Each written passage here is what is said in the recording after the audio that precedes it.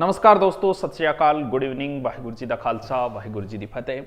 आजकल YouTube के ऊपर एक बड़ा ही चर्चित रहे है और आपने भी हो सकता है अब से पहले आपने नहीं सुना होगा, लेकिन अब तो इतना चर्चा में आ गया फेसबुक, YouTube, इंस्टाग्राम, तो अब तो आपने नाम सुन लिया होगा या हो सकता है आप में से बहुतों ने पहले भी इनका नाम सुना होगा। और नाम है इनका आचार्य धीरेन्द्र शास्त्री। मैं आपको एक एक चीज ना कि किसी का पक्ष रखते हुए ना कि विपक्ष रखते हुए आपको मैं बता रहा हूं, ये आपका निर्णय है कि कृपा है, जादू है या पाखंड है, अंधविश्वास है या हनुमान जी महाराज की कृपा, ये फैसला आपका है, ये आपको सोचना है। मैं एक अध्यापक के नाते जो बता रहा हूं, जो चीजें हैं उनको बताते हुए आपको लास्ट तक ले जाता हूं। आप लास्ट तक देखिए, फिर आपका निर्णय है, अपना निर्णय। इनका नाम है आचार्य धीरेन्द्र शास्त्री और इनके दादा का नाम है भगवान दास गर्ग और इनके पिता का नाम है राम कृपाल गर्ग। इनके राम कल्याण, ये दो भाई हैं, बड़े भाई धीरेन्द्र शास्त्री जी हैं और छोटे सालिम राम गर्ग, जैसा कि इन्होंने एक इंटरव्यू में बताया उस आधार पर। वर्तमान में ये बागेश्वर धाम के पीठाधीश्वर हैं और इनकी उम्र लगभग 26-27 या लगभग 26 साल उम्र बताते हैं इनकी। अब बात करते हैं हम बागेश्वर धाम की कि ये कहाँ है, क्या है। बुंदेलखंड आपने नाम सुना होगा, खजुराहो तो सुना ही सुना होगा जी के पढ़ने वालों में। ये छतरपुर MP के अंदर, उसी के आसपास में पड़ता है, छतरपुर MP के अंदर।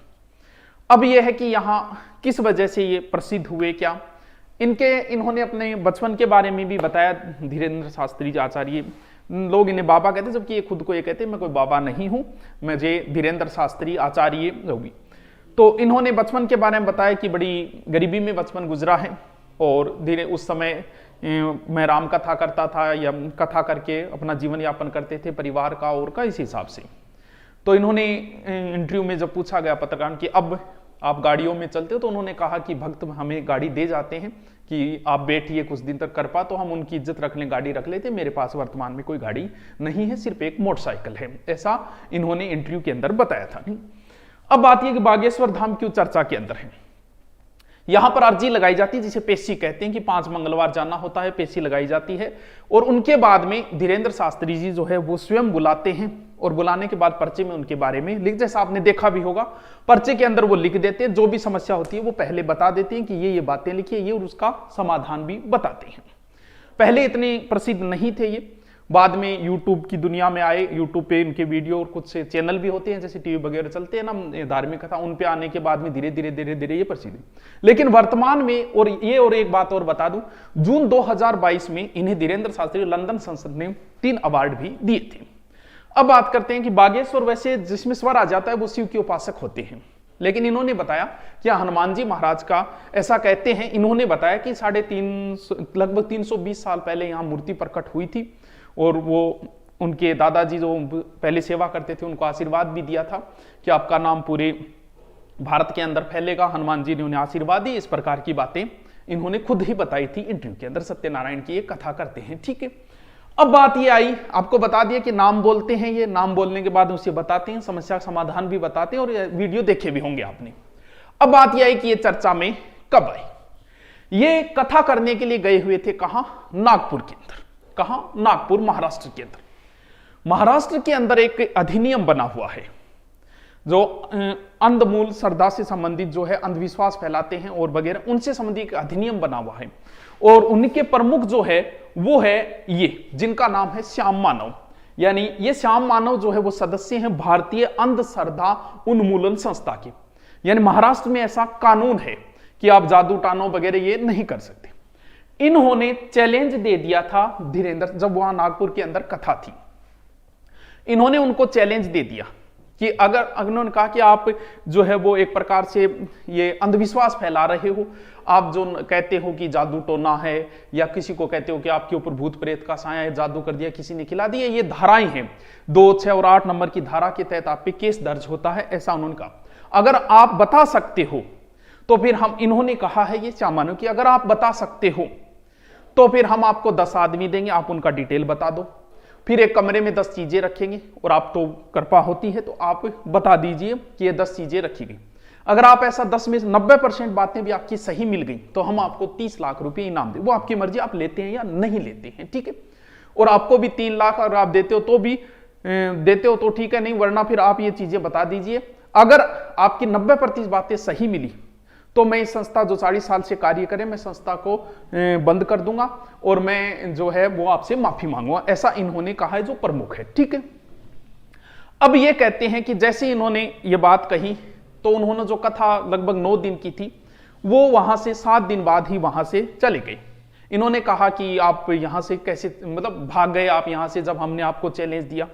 तो इधर उनका ये कहना था कि हमारे गुरुजी का जन्मदिन था तो 2 दिन हमने यहां से कम किए और 2 दिन आगे जो कथा उनमें कम करके हम उनकी तैयारियों के अंदर थे।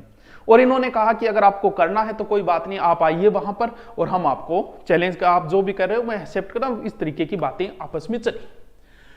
अब इनका अभी वर्तमान में धीरेन्द्र शास्त्री जी का जो है वो प्रोग्राम चल रहा है छत्तीसगढ़ रायपुर के अंदर। ऐसा कहते हैं कि वहां लगभग 4 लाख लोग आए हुए थे। उन्होंने वहां पत्रकार थे 30-40, क्योंकि वर्तमान के अंदर तो चर्चा में तो सारे पत्रकार भी गए हुए थे, लगभग 30-40 मीडिया वाले वहां थे। उन्होंने उन मीडिया वालों में से कहा कि आप डिसाइड कर लीजिए, कोई एक यहां आ जाइए और मैं उनको बता दूंगा। वो डिसाइड नहीं कर पाए तो उन्होंने किसी एक महिला से कहा कि आप आ जाइए। फिर उन्होंने कहा कि हो सकता है आप ये सोचिए कि पहले से तय है, आप किसी को बुला लें। वो महिला किसी महिला को ले आई तो उन्होंने बताया कि महिला इसलिए आई है और इनकी ये समस्याएं हैं। और फिर एक पत्रकार को भी बताया, भाई का नाम बताया, इस तरीके से उन्होंने बताया और कहा कि ये मैं बता दिया, लास्ट बार बता रहा हूं, मैं आगे चैलेंज स्वीकार। ये इनकी देखो, ये इनकी अपनी राय है कि वो किसी का चैलेंज स्वीकार करते हैं या नहीं करते हैं, ये इनका अपना वैचारिक मत है। ये मुद्दा बड़ा गर्मा गया। अब अलग अलग प्रकार है, कोई से अंधविश्वास कह के चलना शुरू हो गया, कोई से ये कहते हैं कि हमें बागेश्वर धाम यानी हनुमान जी महाराज की हमारे ऊपर कृपा होती है, जैसा हनुमान जी महाराज मुझे कहते हैं मैं वैसा लिख देता हूं, ऐसा है। ये तो था जो चर्चा के अंदर आए हैं, कोई इनके पक्ष में खड़ा हो गया, कोई इनके पक्ष में खड़ा। ये आपका फैसला है भी। ये कहते हैं हनुमान जी महाराज की कृपा हो रही है और ये आपको डिसाइड करना है कि क्या है क्या नहीं। ये बताते हैं पहले ही और जानकारियां देते हैं और उनका समाधान भी बताते हैं। इन्हीं चर्चा के बीच में और एक लड़की और चर्चा में आई। हो सकता है आप में से बहुत सारों ने इस लड़की को देखा भी होगा, अभी संदीप महेश्वरी के शो में भी गई थी और बहुत बड़ा इनका यूट्यूब चैनल है। इनका नाम है सुहानी सा। अभी एबीवीपी न्यूज पे ये भी चर्चा में आ गई। क्यों? क्योंकि इससे मिलता जुलता कार्य ही ये कर रही है। सुहानी सा अभी एबीवीपी पे आप जाके देख सकते हो, ये इंटरव्यू इनका अभी एबीवीपी पे कई चल रहे हैं। तो ये अभी एबीवीपी इंटरव्यू पे वहां पे इनका इंटरव्यू भी चल रहा था। इनसे पूछा गया, ये भी ऐसे ही कार्य करती, इस प्रकार से मिलते जुलते। इन्होंने ये कहा है कि ये एक कला है। ये इनके वाक्य है कि एक कला है, ये कोई कृपा नहीं है, एक कला है, एक जादू है। मैं भी ऐसा कर सकती हूं, ये गॉड गिफ्ट है एक प्रकार से। बाकी ये कला है, सीखनी पड़ती है। ये लगभग 500 से अधिक शो कर चुकी है, बहुत बड़े पुलिस अधिकारियों के भी शो कर चुकी है, सेलिब्रिटियों के साथ भी शो कर चुकी है। तो इन्होंने क्या किया कि वहां जो चल रहा था, एक महिला इनके बीपी में वो इंटरव्यू ले रही थी और सामने भी कुछ लोग बैठे हुए थे। तो इन्होंने कहा कि आप भी करके दिखाइए ऐसा। तो इन्होंने क्या किया कि अलग अलग लिए किसी एक व्यक्ति के कहा कि आप अपना फेवरेट जगह हॉलीडे वाली कि कहां जाना है वो सोच लो। तो उन्होंने कहा कि भी ऐसे नॉर्मल मत सोचना, स्पेन पेरिस, ऐसा सोचो कि जो नया हो। वो पहले ही लिख दिया उसने, और उसने सोचा था अपने गांव का नाम, जो कोई हॉलीडे पैलेस था ही नहीं। और बोले ये देखिए, उन्होंने बता दिया। बोले ये एक कला है, दिमाग को पढ़ने की एक कला है सुहानी शाह के अनुसार। फिर उसी समय उन्होंने कहा कि जो इंटरव्यू लेने वाली जो लड़की थी, नाम मुझे नहीं ध्यान, वो इंटरव्यू आप देख लेना। कहा कि आप बताओ, आप भी सोच लो, कुछ कोई सॉन्ग सोच लो। ऐसा सोचना कि जो नॉर्मल ये आज वाले ये मत सोचना, अच्छा सा सोचना कोई जो कभी सुना ना हो, इस प्रकार से नया ही सोचना, आपका फेवरेट ना वो भी सोचना। उन्होंने सोचा और उन्होंने पहले ही तख्ती के ऊपर लिख दिया था। जो उसने सोचा था पंछी बिनू उड़ती फिर, बोलिए यही सोचा था ना, बोलिए। फिर बोला ऐसा करते हैं कि हो सकता है आप पहले हमसे मिले और हम किसी को लाइव जोड़ते हैं टीवी के ऊपर। उसी समय जो शो चल रहा था, टीवी के ऊपर जोड़ा गया शिवानी दुर्गा नाम से एक महिला को, मनाली से। वो आप देख सकते हो इंटरव्यू, जो तंत्र विद्या की जानकार थी। उन्होंने भी कहा कि मैं सुहानी शाह के देखा जरूर है लेकिन मिली नहीं हूं कभी। तो वो लाइव थी टीवी के ऊपर। उनसे भी कहा कि आप कुछ सोचो। तो सुहानी शाह ने कहा कि दोबारा सोचो।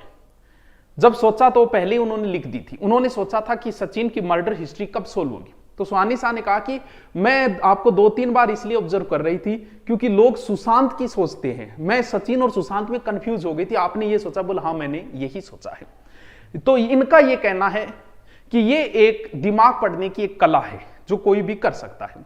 तो इसका पढ़ के कोई वो बात है कि मैं जादू के तरीके से कोई इसे गलत फायदा भी उठा सकता है। ये एक मैजिक है, और इतना बड़ा मैजिक है, उसने एक लड़की को खड़ा किया उसके अंदर जो इंटरव्यू चल रहा था, और उस लड़की से कहा कि तू पासवर्ड सोच तेरे मोबाइल की, मोबाइल पहले ले लिया और पासवर्ड से उसने मोबाइल खोल दिया।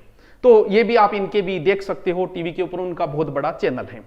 तो मैंने तो आपको बताया है कि इस हिसाब से फैसला आपका है। बात धर्म की बात होती है तो हम किसी पक्ष में नहीं आ सकते, ये आपका फैसला है, आपकी जो भी है। भगवान हनुमान जी महाराज आप पे कृपा बनाए रखे। Okay, thank you.